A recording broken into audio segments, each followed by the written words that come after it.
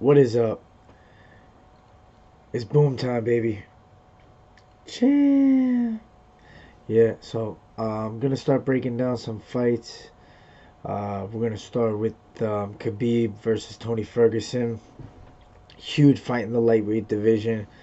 I'm really excited to see this fight. This is like one of the most anticipated fights coming up that I would want to see.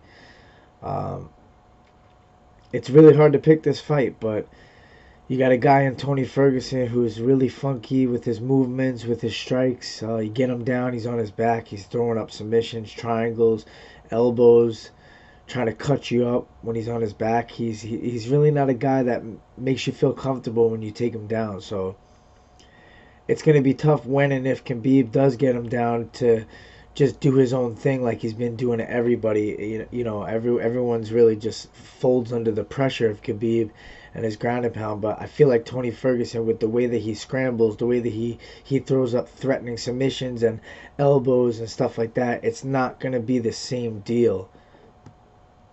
So, but ultimately, I do see Khabib being able to get the fight to the ground. His forward pressure is amazing. The way that he fought Edson Barboza and put that pressure on him and was taking kicks and just keeping the forward movement, that can really drain a guy out. That's how you drown somebody. That's how you get them to fold in the end.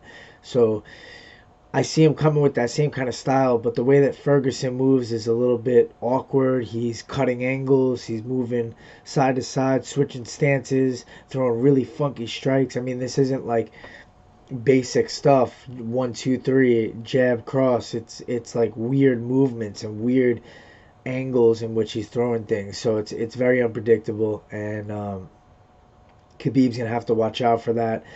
But ultimately, I think Khabib just needs to stick to what he usually does with taking guys down, ground and pound. Whether he has to do it over and over to Tony Ferguson. I mean, Kevin Lee took Ferguson down in the last fight, and Kevin Lee had staff, and he really wasn't performing to his best ability, I feel.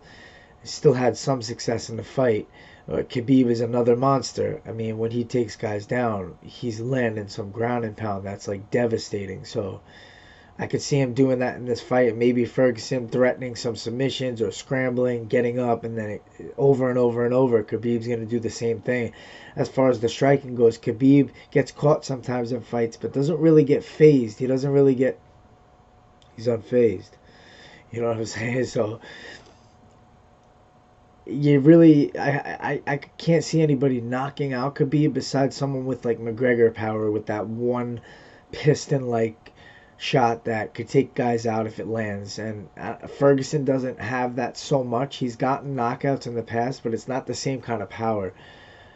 Especially with Khabib, you see the way that he's taking shots in these fights. He's not really getting too hurt or too damaged, and he's still able to come forward and implement his game plan. So my pick in the end is going to be with Khabib. I think he's going to be able to do what he's done to every single guy that he's fought, whether it's a black belt in jiu-jitsu, high-level strikers, high-level wrestlers. It really doesn't matter. The guy's on a whole nother level. He's undefeated for a reason, and I think he's going to keep that legacy going. And we'll see what happens when it comes to Conor McGregor after this fight. I really don't know if this guy's going to come back if Khabib wins. I think he's waiting it out to play his cards right.